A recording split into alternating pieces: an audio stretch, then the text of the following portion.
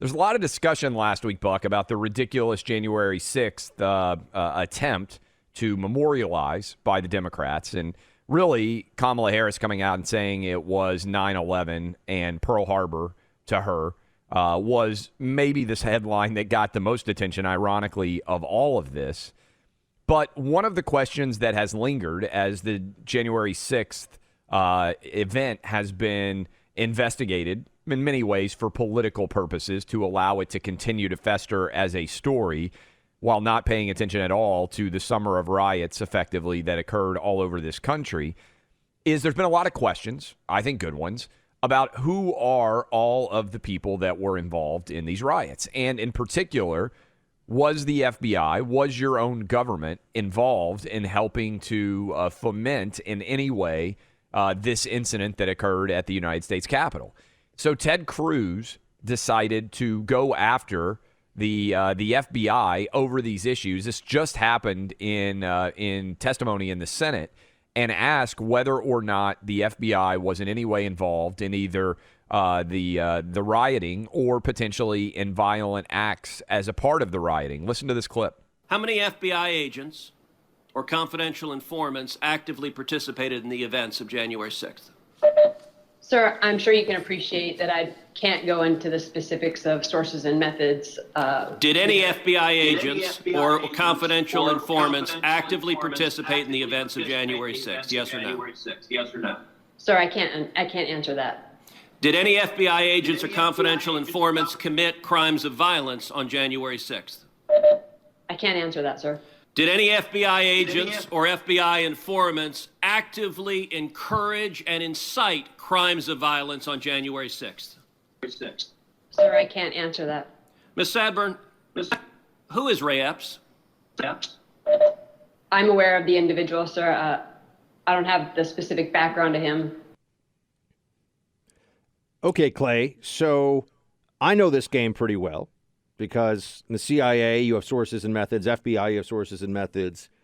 But how hard is it, and what are we supposed to think the real accountability will be here? How hard is it for the FBI to just come out and say that this publicly, for the purposes of restoring faith in that institution, for which we have to remember faith has plummeted in recent years, and rightfully so, after Andy McCabe and the deep state and James Comey and the actors, the bad actors, and we've now seen through all the reports, we have the information. Remember Lisa Page and Peter Strzok and the texts back and forth, all the stuff, the insurance policy against Donald Trump. The FBI is at probably its lowest level of public trust in living memory. I mean, at least in my living memory. And now would be a time when the FBI should say, hey, just for the purposes of clarity, we had absolutely nothing to do with this. We had no confidential informants, no undercover agents, nobody involved in the pay or at the behest of the FBI on January 6th.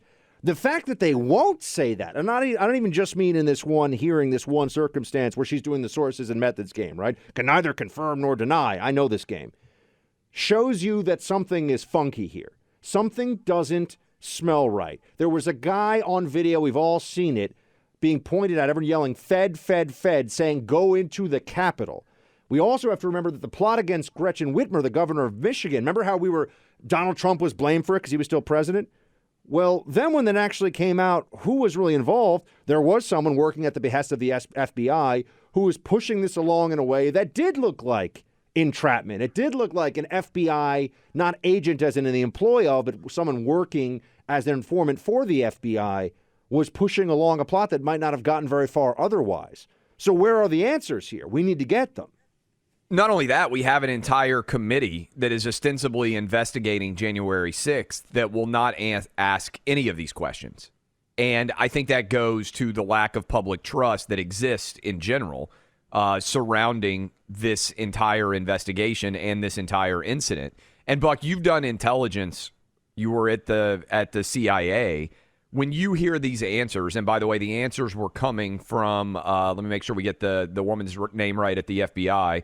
That was Jill Sanborn, who was testifying on behalf of the FBI. Doesn't it raise some wildly interesting questions about what exactly was going on? And if the media were really doing its job, this would be something that they would almost immediately follow up on, right? Because there are so many intriguing aspects associated with those answers. Yeah, and also there isn't actually a sources and methods issue unless sources and methods in intel speak are at issue, meaning that, if I ask an FBI agent, have you deployed an undercover to Clay Travis's home in the last 5 days? The answer, if they haven't, is pretty easy. No, we haven't done that, right? Right. And so it obviously raises suspicion here, because if they had nobody there, if they had no person working in any way tied to federal law enforcement, they could easily say, no, that's not us. And occasionally, whether it's the CIA, the FBI, one of the three-letter agencies will come out for the purposes of public clarity and say, look, guys, this wasn't us, or we didn't do this. Whether you believe them or not, by the way, an entirely different issue, but they will at least address it. It is not enough for the FBI to try to hide behind sources and methods on an issue of absolute paramount public concern here. And I think that what you have to remember is that this is an FBI that is tainted as an institution by what was done to Donald Trump. The people who said, oh, there's no deep state, they would never try a palace coup against the president from inside the federal bureaucracy, they were wrong. The people who said that they tried to overthrow a duly elected president by concocting a Russia collusion narrative that was a pure fabrication of the Hillary Clinton campaign, the Democrat-aligned media, and deep state Democrat actors within the FBI, they were right. And we can't forget that now. We can't unlearn the things that we've seen. And I think the other question this raises, at least for me, in addition to why aren't more questions being asked about this, is what's the goal, right? I mean, take a step back. You well know this, Buck, but everybody out there listening, think about it. Why do you usually have an informant, right? Why is the FBI inside? Let's take it outside of January 6th or anything political. Why might the FBI have someone working inside of a drug ring undercover? They think laws are being broken. That's the basic reason. And they're trying to catch people the best way that they can by getting the evidence from inside, right? So what's the goal of this incident? It seems like you just mentioned the guy that we saw on tape saying, hey, why don't you go into the Capitol? It seems entirely political in nature, right? In other words, and this gets into an interesting sort of criminal law discussion of when you are trying to encourage, and I think this is a big part of the Governor Gretchen Whitman story as well, when you're trying to encourage someone to commit a crime that they would otherwise have not done but for your actions, it raises a lot of questions surrounding entrapment, right? Hey, you are trying to create a crime that otherwise would have never occurred.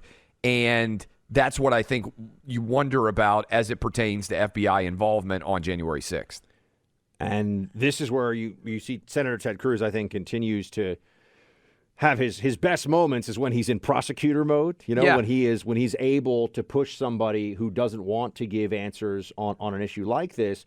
And think of what the broader context of all this would be. We have clear law enforcement, a clear law enforcement gap in security and failure on the January 6th day, right? During that riot, crowd control was, as everyone understands, if they were really looking into this, this would be the discussion. That's the number one question. That would be a huge part of this, because everyone else who was involved has already been tracked down by the FBI. They're prosecuting them. There's not a lessons learned from, hey, we got this guy who broke a window in the Capitol who shouldn't be there, other than, okay, that person's now facing punishment. And as we've discussed here, in some cases facing solitary confinement for months on end for nonviolent crimes.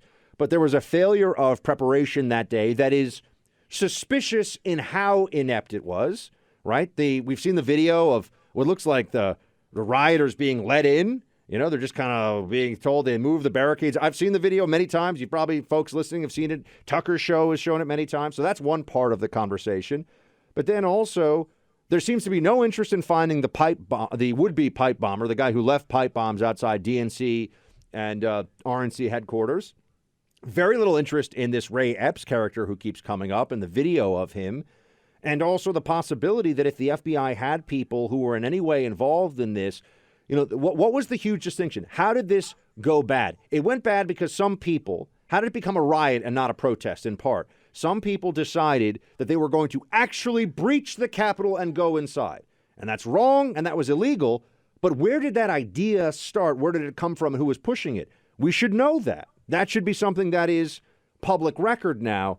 And I think it also goes to, Clay, why we don't have all the footage released from Capitol Hill that's out there. There are a lot of things they don't want to talk about. All they want to make sure is that all Trump voters are insurrectionists and Donald Trump can't run again. That's really what this is about. It was their fevered dream. This was the dream of the left-wing industry, was they wanted Trump to do something that they found to be so outside the bounds of acceptable Democratic behavior. And up to January 6th, there had really not been anything. And in fact, and I've been arguing this for a long time, and I think you would agree, but for COVID, Trump would have won against Joe Biden, and it wouldn't have been remotely close.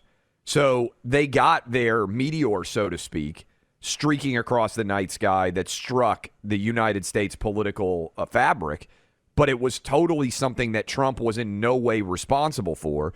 And then they tried to blame him for everything associated with COVID, and that was enough to pry away independent suburban women voters and independent voters in the suburbs overall.